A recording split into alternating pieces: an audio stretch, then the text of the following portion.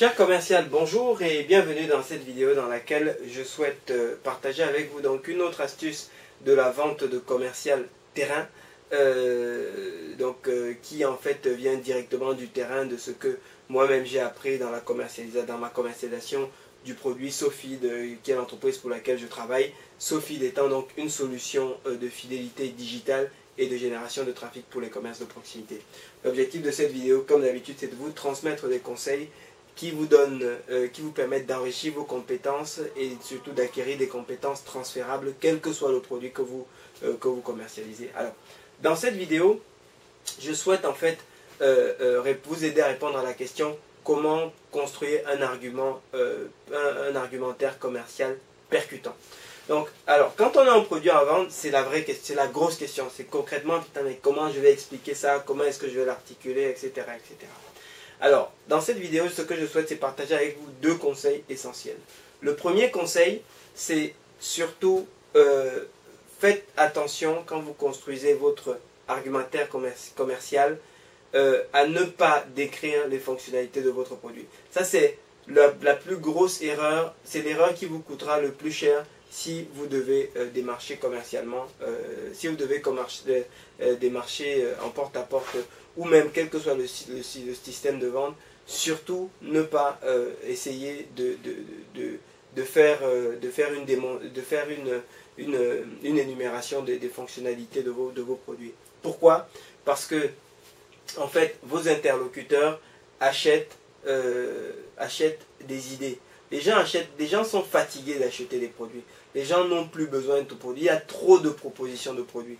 Ce que les gens achètent et la raison pour laquelle le démarchage en porte-à-porte peut être une stratégie de commercialisation terriblement percutante, c'est parce que, compte tenu du fait que vous êtes un être humain qui se pointe devant lui, vous pouvez communiquer une idée, ce qui est difficile à communiquer autrement.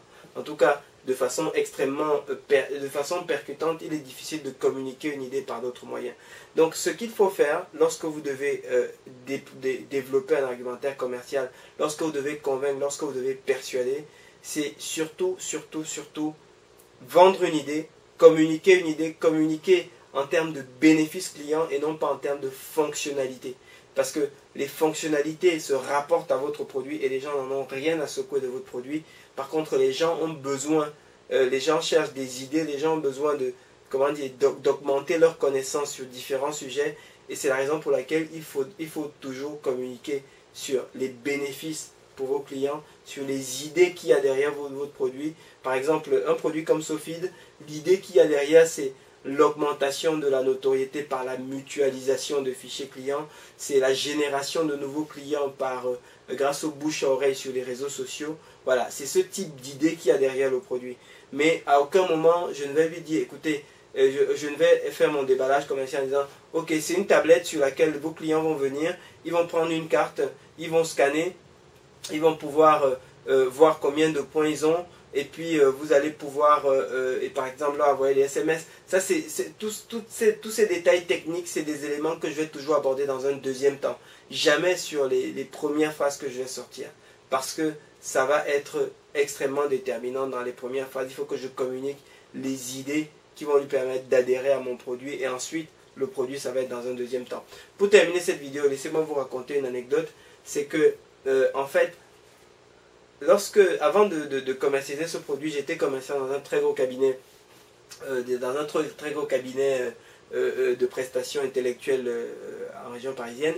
Et en fait, dans ce cabinet, ce que j'ai remarqué, et une chose qui m'a beaucoup frappé, c'est que lors des premiers rendez-vous de vente, on ne présentait, lorsqu'on venait par exemple vendre des logiciels, des choses comme ça, ou quelque chose qu'on avait à vendre, on ne présentait jamais une démonstration du produit en premier rendez-vous. Jamais.